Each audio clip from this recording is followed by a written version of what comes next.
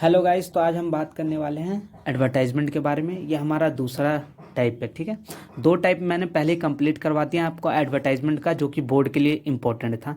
Total चार category, वैसे तो कैटेगरी इसकी बहुत सारी है, लेकिन मेजर और जो हमारे बोर्ड के लिए मोस्ट इंपॉर्टेंट है वो चार कैटेगरी है: लॉस्ट, फाउंड, सिचुएशन वैकेंट और सिचुएशन वांटेड। इसी पे ही क्वेश्चन आता है हर साल, ये फिक्स है, ठीक है।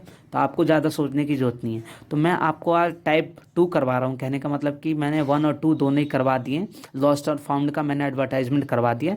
आज हम सिचुएशन वैकेंट का करेंगे, ठीक है। तो एडवर्टाइजमेंट होता क्या, मैंने पहली वीडियो में भी बताया था, इस वीडियो में भी थोड़ा मैं चाहता हूँ आपको एक्सप्लेन करूँ।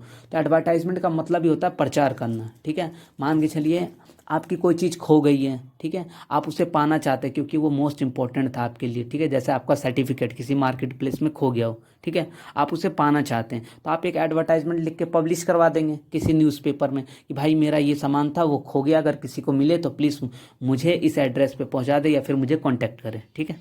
वैसे ही फाउंड का भी होता है। तो आज हम बात करने वाले हैं सिचुएशन वैकेंट का। इसमें क्या होता है, मान के चलिए आपकी कोई कंपनी है, ठीक है, और आपकी कंपनी में जॉब पोस्ट खाली है, आप लोगों को जॉब देना चाहते हैं, ठीक है। तो आप एक एडवर्टाइजमेंट लिखोगे और उसे पब्लिश करवा दोगे न्यूज़पेपर में, ठीक, कि भाई मेरी ये कंपनी है, ठीक है, और मेरी कंपनी में ये पोस्ट खाली है जॉब के लिए, अगर कोई इंटरेस्टेड है तो प्लीज़ अप्लाई कर सकता है, ठीक है। तो उसे हम एक फॉर्मेट में लिखा जाता है, ठीक है। ये मैंने तो आपको एग्जांपल दिया ना, लेकिन आप ऐसे थोड़ी ना बोल दोगे, आप एक फॉर्मेट में सही तरीके से लिख के रिप्रेजेंट करोगे आप, ठीक है।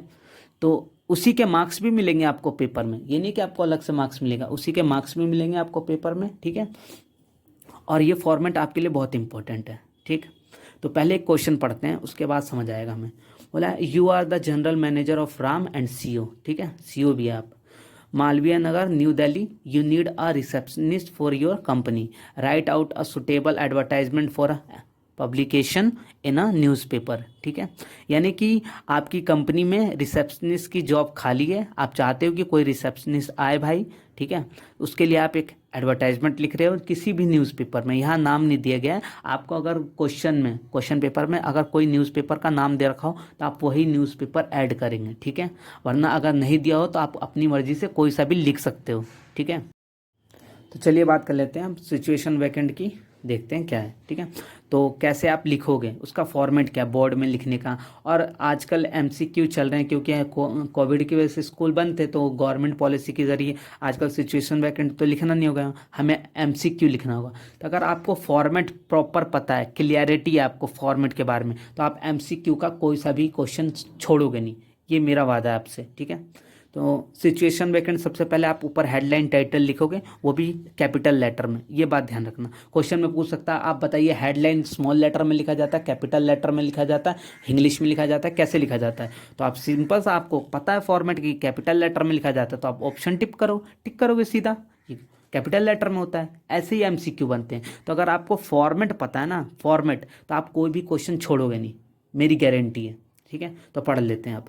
तो wanted a well qualified and experience receptionist for Ram and CO, ठीक है। The candidate should be graduate with 2 से 3 year of experience, age between 21 से लेकर 27 and well versed in Hindi and English.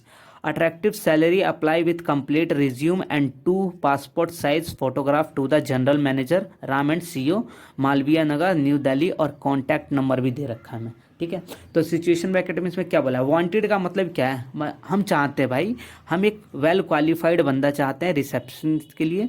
वो बंदा ग्रेजुएट होना चाहिए, उसके जो उसका एक्सपीरियंस है वो 2 से 3 साल का होना चाहिए, उसका एज भी 21 से 27 साल के बीच में होना चाहिए। ये हम देख रहे हैं, ये हम चाहते हैं। एक कंपनी चाहती है कि हम उस बंदे में क्या चाहते हैं, वही बंदा चाहते हैं। ये सब खूबियाँ उस जिसमें होगी वही अप्लाई करेगा इस जॉब के लिए, ठीक है। तो उन्होंने पहले ही दे दिया अपनी कि क्या क्वालिटी चाहते हैं।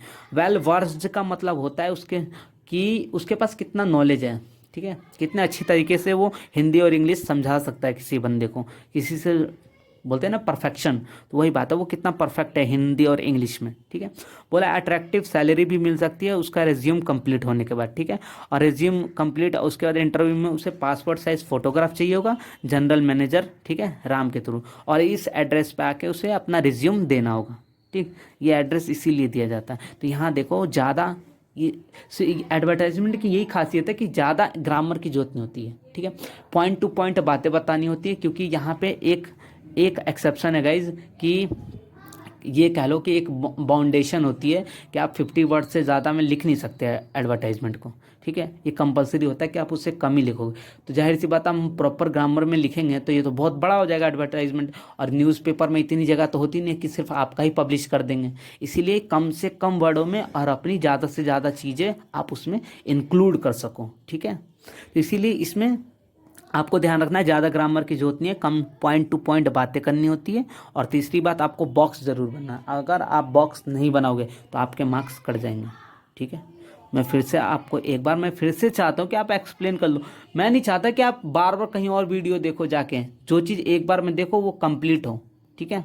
मैं फिर से आपको इसीलिए एक्सप्लेन कर रहा हूँ। सबसे पहले आप हेडलाइन में कैपिटल लेटर में लिखोगे सिचुएशन वैकेंट। अगर लॉस्ट का है तो लॉस्ट लिखोगे, फाउंड का है तो फाउंड लिखोगे, सिचुएशन वांटेड का है तो वांटेड लिखोगे। जो भी टाइटल में यहाँ क्वेश्चन में दिया होगा आप वही लिखोगे, ठीक है। यहाँ हमें पता कैसे चला सिचुएशन वैकेंट का, सिचुएशन वैकेंट का कैसे पता चला हमें, यहाँ उसने साफ बोला था यू नीड अ रिसेप्शनिस्ट, यानी कि हमें किसी की जॉब की, किसी बंदे की नीड है, ज़रूरत है, तो उसमें सिचुएशन वैकेंट आता है, ठीक है। या कोई मेरी कंपनी है, उसमें किसी को जॉब देना है मुझे, मेरी जॉब पोस्ट खाली है मेरी कंपनी में, तो मैं जो एडवर्टाइजमेंट लिखूंगा वो सिचुएशन वैकेंट का ही होगा, ठीक है। या फिर मुझे कोई चीज़ मिला है तो मैं फाउंड लिखूंगा, क्योंकि मैं एडवर्टाइजमेंट के थ्रू से वापस करना चाहता हूँ। अगर कोई चीज़ खो गया है मेरा तो मैं यहाँ लॉस्ट लिखूंगा, ठीक है। या फिर मुझे कोई जॉब चाहिए तो मैं सिचुएशन वांटेड लिखूंगा, ठीक है। ये बात आपको समझ आ गई। अब हेडलाइन में कोई मिस्टेक नहीं होना चाहिए आपका। दूसरी बात, यहाँ ज़्यादा ग्रामर करने की आपको जरूरत नहीं है, पॉइंट टू पॉइंट बातें लिखी होती है। आप मैंने जो लिखा है ना, आप उसे ही 3 से 4 बार 5 बार लास्ट प्रैक्टिस कर लोगे ना, लिख लिख के, तो आपको और कहीं जाने की, किसी और वीडियो देखने की जरूरत भी नहीं पड़ेगी, मेरी गारंटी है, ठीक है। ये तो इसके अलावा अब मुझे नहीं लगता है सिचुएशन वैकेंट में कुछ बताने के लिए आपके पास रह गया, मेरे पास खास करके।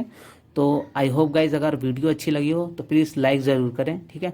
और कोई भी क्वेश्चन हो, डाउट हो, तो आप मुझे कमेंट के थ्रू पूछ सकते हैं, मैं आपको बताऊँगा, ठीक है। Thank you guys.